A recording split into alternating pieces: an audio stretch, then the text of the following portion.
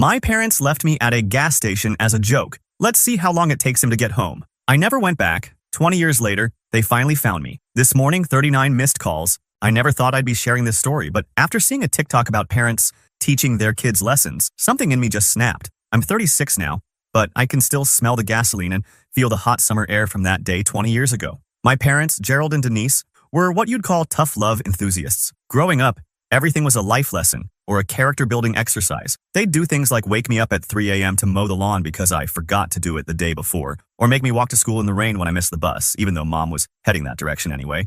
That July morning started like any other summer day. We were driving back from visiting my sister Sabrina at college, about 4 hours from home. I was in the back seat, half asleep, listening to my iPod. Yeah, dating myself here. Dad needed to get gas, so we pulled into this middle-of-nowhere station off I-95. "Scott, go get me a coffee," Dad barked from the driver's seat.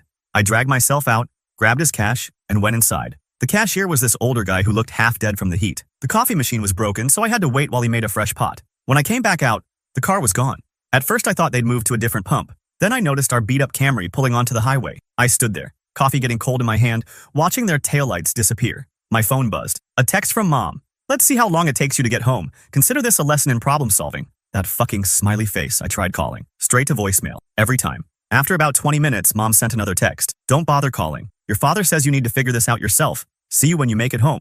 Here's the thing. This wasn't even the worst thing they'd done. 2 years earlier, they'd locked me out of the house in February because I got a C+ in chemistry. Maybe a night in the cold will help you focus on your studies. That time, I broke into our garage and slept there. They were pissed about the broken window. Made me pay for it with my McDonald's money. Standing there at that gas station, something just clicked, or maybe broke. I looked at that coffee in my hand, still steaming, and realized I was done. Just done. I had about $140 saved up from my summer job at the local pool. My backpack was in the car, but I had my wallet and iPod. I went back inside and asked the cashier where the nearest bus station was. "About 2 miles that way," he said, pointing. "You okay, kid?" "Yeah," I said. "Just need to make a call first." I called my Aunt Lola, Mom's sister, who they'd stopped talking to years ago because she enabled bad behavior by buying me a phone when they took mine away. She picked up on the second ring. "They left you where?" What happened next is kind of a blur. Aunt Lola was 4 states away, but she did something I'll never forget. She called me an Uber. It wasn't even called that back then. It was some local taxi service to the bus station and bought me a ticket online. "Get yourself here," she said. "We'll figure the rest out." My phone kept buzzing with texts from Mom. "Don't you dare call Lola. You better be walking home, young man. Your father is very disappointed. This attitude of yours needs to stop." I blocked their numbers, turned off my phone, got on that bus and watched the countryside roll by for 6 hours. The look on their faces when they came home to an empty house must have been something. I heard later from Sabrina that they drove back to the gas station that night, expecting to find me waiting. They filed a missing persons report, but it got dismissed quick when Aunt Lola sent over the emancipation paperwork she'd already started filing. That was 20 years ago. I finished high school living with Aunt Lola, got my GED, then some certification, built a life, got good at fixing things, started my own business, met someone, had kids of my own, never played any teaching moments games with them. I thought that chapter of my life was closed, but yesterday, my office phone rang. The caller ID showed a number I hadn't seen in 2 decades. I didn't pick up, but they found me, and now I've got 39 missed calls and counting. Update. I never check my phone during meetings. It's a rule I've stuck to ever since I started my construction business. But when I walked out of the boardroom yesterday and saw 39 missed calls, my stomach dropped. Most were from numbers I didn't recognize, but 3 were from my sister Sabrina, who I haven't spoken to in 2 decades. For those who missed my first post, quick recap. When I was 16, my parents Gerald and Denise left me at a gas station as a joke to teach me independence. Instead of going home, I took a bus to my aunt's place 2 states away and never looked back. Built my own life, started a construction company, 20 years of blessed silence. Until yesterday. The first voicemail was Sabrina, crying. "Scott, please pick up. Mom and Dad found you. They're spiraling. Just call me back, okay?" Not them. Me. My coffee went cold as I listened to the others. Most were from my parents, alternating between guilt-tripping and demanding I answer. "Your mother is sick." "She's not." "How dare you abandon your family?" Rich, coming from them. "We made one mistake." "One? That's hilarious." The last voicemail was my dad, slurring his words. "You think you're better than us with your fancy business? We made you who you are. You owe us." I sat in my truck for a long time, watching my phone blow up with more calls. Finally, I texted Sabrina. "Meeting tomorrow. Denny's on 5th, 7 a.m. Come alone or don't come." She showed up looking exactly like I remembered, just older. Same nervous habit of shredding napkins. "They're losing the house," she blurted before even sitting down. "Dad's been gambling. Mom's maxed out their cards. They found your company website and they want money." I finished. The waitress brought coffee. My hands didn't shake as I added cream. "Tell me everything." Turns out they've been watching my company's social media for months. Dad's convinced himself I owe them for my success. They need $50,000 to avoid foreclosure. Sabrina kept apologizing, saying she tried to stop them from contacting me. Why help them? I asked. After everything, she started crying. Told me about Dad's drinking getting worse, Mom's shopping addiction, how they blame everyone but themselves. They're still our parents, she whispered. No, I said. They stopped being my parents at that gas station. The difference between you and me, Sabrina? You're still hoping they'll change. My phone buzzed. Mom, calling again. I declined it and pulled out my wallet. I'm paying for breakfast. Block my number after this. Whatever they do next, don't call me. Scott, please. I mean it. You're my sister and I love you, but I'm not your solution. Let them fall. I was halfway to my truck when Sabrina ran after me. They're coming to your office, she shouted.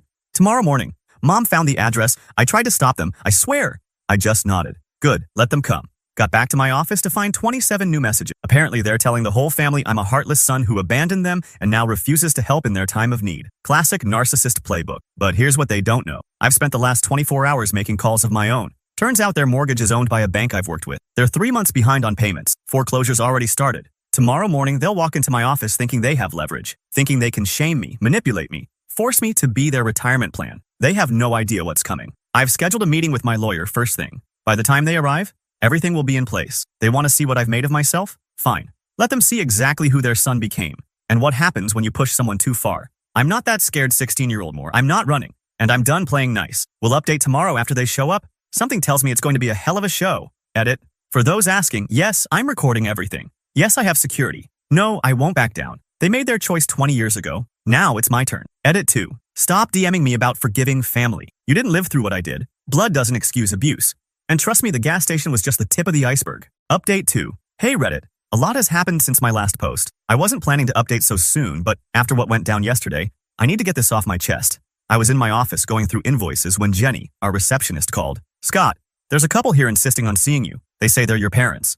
My stomach dropped. I'd been expecting this since they found me, but it still hit hard. I told Jenny to send them up. Might as well face this head on. Through the glass walls of my office, I watched Gerald and Denise walk in. They looked older, worn down. Dad's trademark mustache was gray now, and Mom's dyed blonde hair couldn't hide the deep wrinkles around her eyes. They were wearing their Sunday best, the same cheap dress Mom wore to church, and Dad's ancient brown suit that never fit right. The moment they walked in, Mom burst into tears. Not the quiet kind, full-on theatrical sobbing. My baby boy! Look at you all grown up! She tried to hug me. I stepped back. Let's keep this professional, I said, gesturing to the chairs. What do you want? Dad puffed up like he always did when he was about to start preaching. Now, son, is that any way to talk to your mother?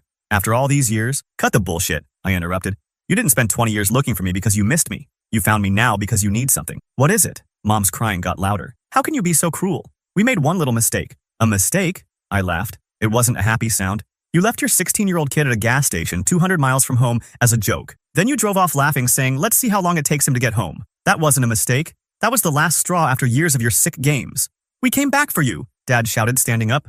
We drove back after an hour, but you were gone. Yeah, I was gone. And I stayed gone. Best decision I ever made. I pulled out my phone and pressed record. Now, state your business or leave. That's when the truth came out. Between Mom's sobs and Dad's angry outbursts, they explained their situation. They'd taken out a second mortgage on the house for Dad's foolproof investment scheme. Now they were 6 months behind on payments. The bank was foreclosing. They needed $175,000 to save their house. You've done so well for yourself, Mom whimpered, gesturing at my office. Surely you can help your own parents? I let them finish. Then I reached into my desk and pulled out a folder. Funny you should mention the house. See, when I heard you were looking for me, I did some digging, found out about the foreclosure. So I had my company buy your mortgage debt from the bank. The silence was beautiful. Their faces went from confusion to shock to fear. What does that mean? Dad's voice had lost its thunder. It means you have 30 days to vacate the property. My company acquired it legally at auction last week. We're demolishing it for a new development project. Mom started wailing. Dad's face turned purple. You can't do this. That's our home. Like the gas station was my home? At least I'm giving you 30 days. You gave me 30 seconds. Dad lunged across the desk. I stood my ground as security rushed in. I'd had them on standby. As they dragged my parents out, Mom screamed that I was evil, that I'd rot in hell. Dad threatened lawsuits.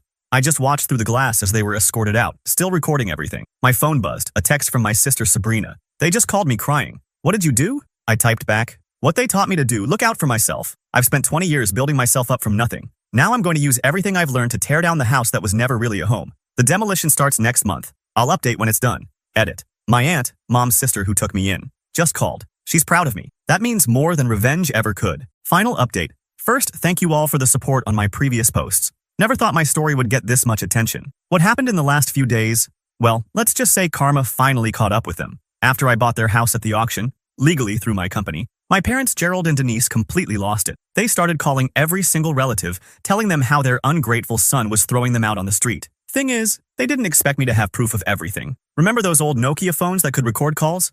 I kept one from back then. Had their prank recorded, them laughing as they drove away, saying, "Let's see how long it takes him to get home." Kept it all these years. Also had a whole folder of old birthday cards with lovely messages like, "Maybe if you weren't such a disappointment." Saved up. 20 years of documented emotional abuse, all neatly organized. Yesterday morning, I mass emailed everything to the entire family. Every single relative got to hear that recording. See those cards. Read the text messages. By noon, my sister Sabrina called me crying. Turned out dear old mom and dad had been painting a very different picture all these years. They told everyone I ran away because I was on drugs. Classic. But here's where it gets good. Remember how I said I was going to demolish their house? Well, I did exactly that. Had the permits ready and everything. Called them to come watch. They showed up with my Aunt Lola, mom's sister, thinking she would talk some sense into me. Instead, they got front row seats to watching their precious house get torn down. Mom was screaming about her garden. Dad was threatening to sue. With what money, Gerald?